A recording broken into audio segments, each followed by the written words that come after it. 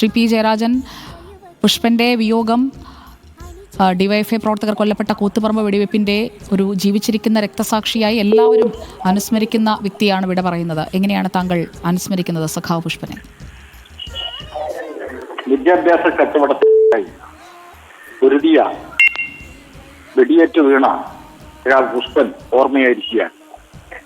94 November 25-നാണ് പുഷ്പന് വെടിയേറ്റ് ശയ്യാവലംബിയായത്. 30 വർഷക്കാലം അദ്ദേഹത്തിന്റെ ശാരീരികമായിട്ടുള്ള ആഘാതത്തോട് പൊരുതിക്കൊണ്ട് മെഡിക്കൽ ശാസ്ത്രവും അതുപോലെ തന്നെ സ്വന്തം സഖാക്കൾ നൽകിയിട്ടുള്ള ചികിത്സയും പരിചരണവും കൊണ്ട് 30 വർഷക്കാലം നമുക്കിടയിൽ അദ്ദേഹം ജീവിച്ചു.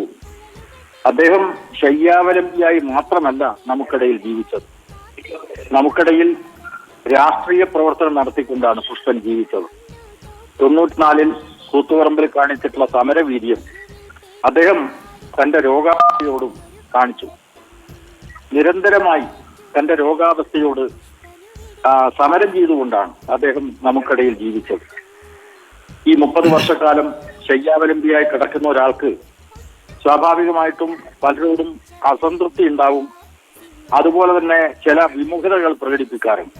പക്ഷേ അതൊന്നും കാണിക്കാതെ തന്റെ പ്രസ്ഥാനത്തോടുള്ള കൂറ് അങ്ങേയറ്റം ഉയർത്തിപ്പിടിച്ചുകൊണ്ട് CPM-ന്റെയും DYFI-യുടെയും എല്ലാ പ്രവർത്തനങ്ങളോടും കൃത്യമായി പ്രതികരിച്ചുകൊണ്ടും യാതൊരു അസംതൃപ്തിയും പ്രകടിപ്പിക്കാതെ അദ്ദേഹം പ്രസ്ഥാനത്തെ തന്റെ മനസ്സിൽ കാത്തുസൂക്ഷിച്ചു. ഞങ്ങളുമായിട്ടൊക്കെ നല്ല വ്യക്തിബന്ധമായിരുന്നു പുഷ്പൻ ഉണ്ടായിരുന്നത്. അദ്ദേഹം ഒടുവിൽ കോഴിക്കോട് ബേബി മെമ്മോറിയൽ ഹോസ്പിറ്റൽ ചികിത്സയിൽ കഴിയുന്ന ഘട്ടത്തിൽ അദ്ദേഹത്തെ കാണാൻ പോയ അവസരത്തിൽ ഞാനാണ് വന്നത് എന്ന് അദ്ദേഹത്തെ വിളിച്ചറിയിച്ചിട്ടും അദ്ദേഹത്തിന് പ്രതികരിക്കാൻ കഴിഞ്ഞില്ല. കാരണം അപ്പോഴേക്കും മരണത്തിലേക്ക് പടിപടിയായി പുഷ്പൻ പോവുകയായിരുന്നു.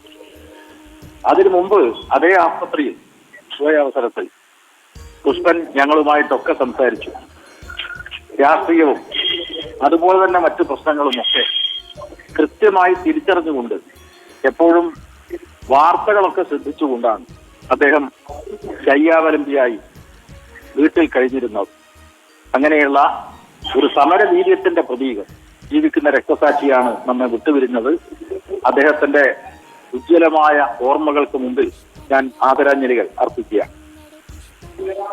വളരെ നന്ദി പ്രതികരിച്ചതിന് ശ്രീ പി ജയരാജൻ. എല്ലാവർക്കും ഓർമ്മയിൽ എപ്പോഴുമുള്ള ഒരു വ്യക്തിത്വം എന്ന് വേണം സഖാവ് പുഷ്പനെ നമ്മൾ ഓർമ്മിക്കുമ്പോൾ പറയേണ്ടത്. കൂത്തുപറമ്പിലെ അന്നത്തെ ദിവസം അത് ഇന്ന് നമുക്ക് ഓർമ്മയുണ്ട്. 1994 നവംബർ 25 ഒരു വെള്ളിയാഴ്ചയായിരുന്നു. സ്വാശ്രയ വിദ്യാഭ്യാസ പ്രശ്നവുമായി ബന്ധപ്പെട്ട് മന്ത്രിമാരെ വഴിയിൽ തടയാൻ DYFI എത്തുന്നു. കൂത്തുപറമ്പിൽ അർബൻ സഹകരണ ബാങ്കിന്റെ സായാഹ്ന ശാഖയുടെ ഉദ്ഘാടനത്തിനെത്തിയ മന്ത്രി എം വി രാഘവൻ അവിടെ എത്തുന്നു. ചടങ്ങിൽ അധ്യക്ഷത വഹിക്കേണ്ടത് മന്ത്രി N രാമകൃഷ്ണൻ. സംഘർഷമുണ്ടാകാൻ സാധ്യതയുണ്ടെന്ന് പോലീസ് പറഞ്ഞപ്പോൾ അവിടെ നിന്ന് പിൻവാങ്ങുകയാണ്. എന്നിട്ടും പിന്മാറാതെ എം വി രാഘവൻ നിൽക്കുന്നു. കൂത്തുപറമ്പിലും പരിസരത്തുമൊക്കെ വലിയ പോലീസ് സന്നാഹം. 2000-ഓളം DYFI പ്രവർത്തകർ. പോലീസ് സംരക്ഷണത്തിൽ മന്ത്രി എത്തുന്നു. DYFI പ്രവർത്തകർക്ക് നേരെ പോലീസിന്റെ ലാത്തിച്ചാർജ്, തിരിച്ച് കല്ലേറ്. മന്ത്രിയുടെ വാഹനം ടൗൺ ഹാളിലേക്ക് പോകുന്നു. ഈ ഹാളിൽ കയറുന്നതിനിടയിൽ പ്രതിഷേധം, ഹാളിനുള്ളിൽ ലാത്തിച്ചാർജ്, പലരും അടിയേറ്റു വീഴുന്നു.